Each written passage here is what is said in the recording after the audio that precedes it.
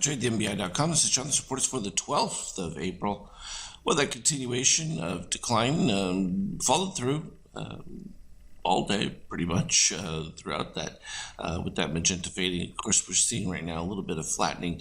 Not surprising, since we're coming right to that 50% level, but still ugly from the DOC standpoint as far as red, full decline, along with midterm buyers in green. But don't quite yet have the orange back in there. That pivot back up certainly was the additional catalyst that really helped drive that move lower. And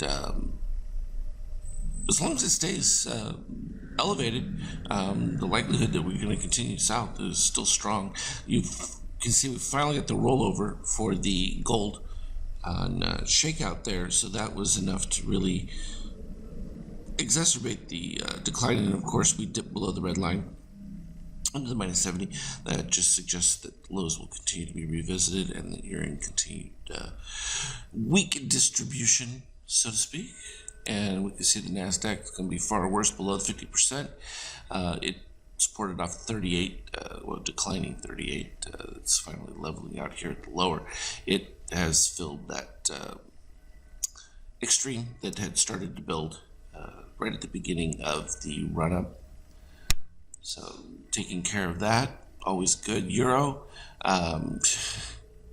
it's actually still holding up quite well given the realities on the ground. I don't think that that full comprehension of the degree of calamity that exists has sunk in yet, and obviously it takes time for a lot of these things to unfold and unwind, but no shock that we're outside the range. And again, my premise is that the euro should still continue to head towards parity with the dollar. And that particular point, break down even further, and then at that point, nobody really knows where it's going to go from there, because it would just be a systematic collapse.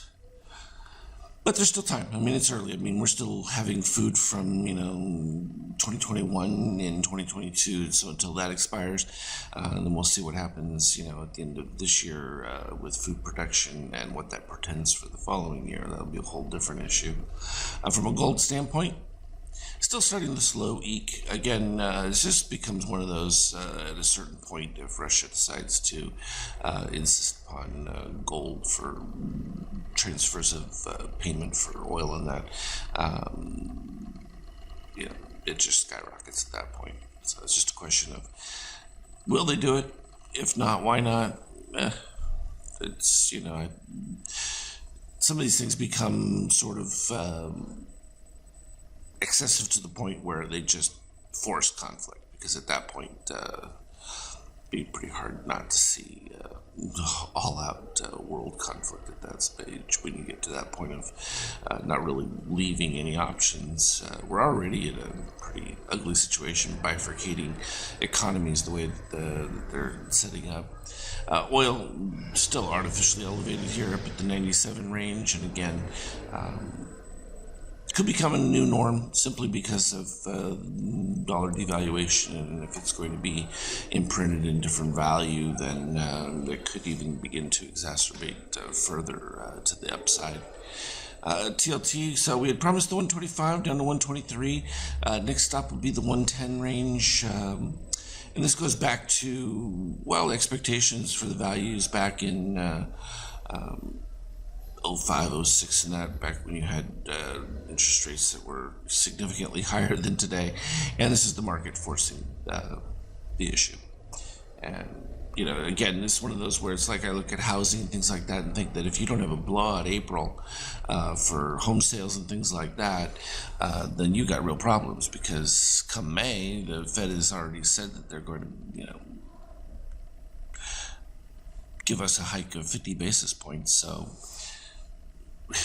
where do you go from there? You're not going to buy a home into that, given the fact that you can do it now. So if we see any weakness there, it's just catastrophic as far as what it portends. From a 60-minute on Bitcoin, you can see that most of the day was just straight down.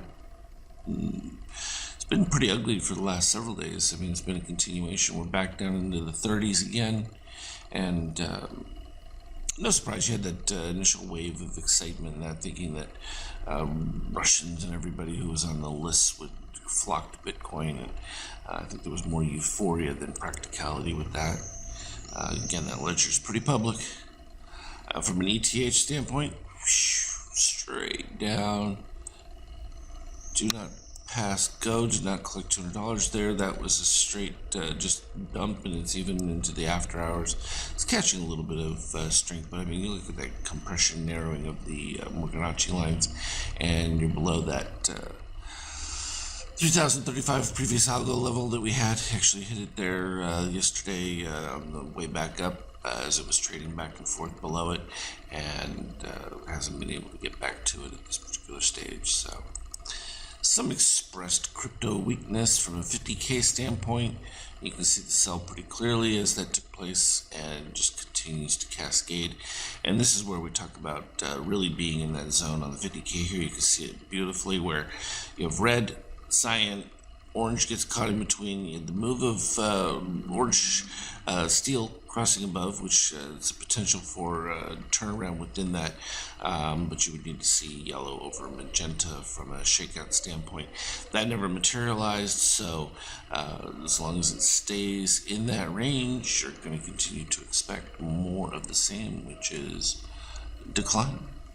And this is what it looked like from an intraday 5K. It was a little choppy in the early morning, and then we started to get a little bit of a breakdown, and then it was just kind of sideways soft through most of it, and then you'd have a little breakdown, pause, little breakdown, pause, and that pretty much led to it. And then we got a little bit later in the day, finally got exhausted after trying to do that, and towards the end of the close it was just all negative to finish out. And then of course that continued in after hours, which is where we're at right now.